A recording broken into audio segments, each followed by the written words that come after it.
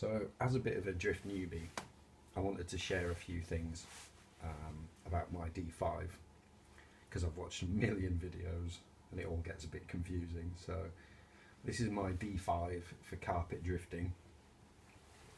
I'll go over a few things that I've found as a bit of a newbie and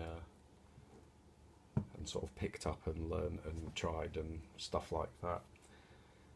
Out of the kit, the front end felt very stiff and it was very difficult to set up. It seems like a lot of people were complaining about that, and there isn't really much of an answer. What I found was the front shocks, well, all the shocks, the whole, everything has to work with the least resistance in everything to get, everything to work nicely. It really has to be free moving. So what I've ended up doing is changing the kit shocks for the D5 Pro shocks with the Yokomo blue O-rings to stop them leaking. But apart from that, the shock bodies are pretty standard length and everything, 55mm. But we've got the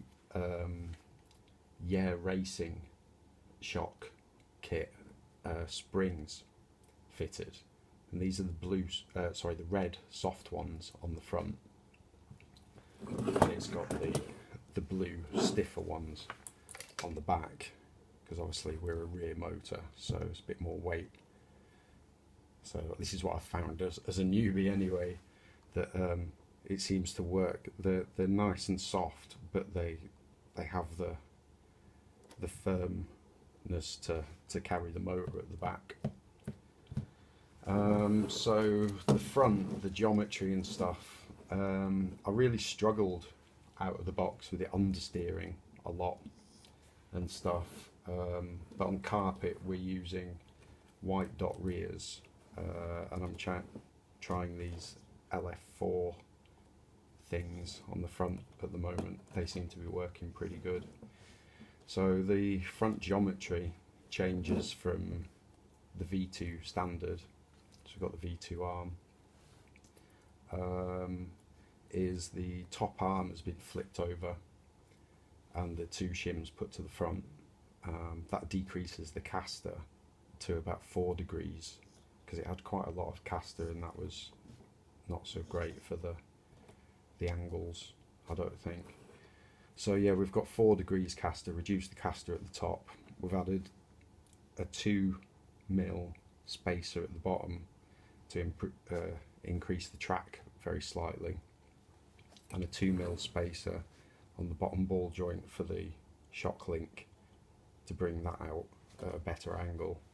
Again, it's just to reduce any friction or any binding or anything, to make it all as soft and loose as possible. We've got 7mm offset wheels, so it clears the arms. So that's a bit wonky because I haven't glued them, but they clear everything now. I'm trying out some wheel weights at the front to improve the slow transitioning. That seems pretty good. We've got 8 degrees of camber at the front, which gives a nice contact patch at quite a high angle, so it rolls quite nice. The Acumen it doesn't give quite parallel steering at full lock, but it seems to track pretty well at really high angles. I've never really complained about the high angle drift with the D5. I mean, not that I know much as a newbie, but it always seems more we're going from this to this that was the problem, keeping the weight on the front. So making the front nice and soft seemed to have really helped a load.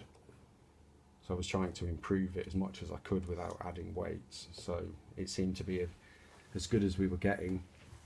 So it was time to add some weights to the front. So we've got 4 degrees of caster, 8 degrees of camber. On the back it's pretty much kit standard apart from 3 degrees camber on the back.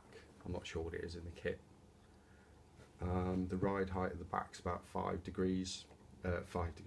mil, and the front's about 7 with the battery pack in.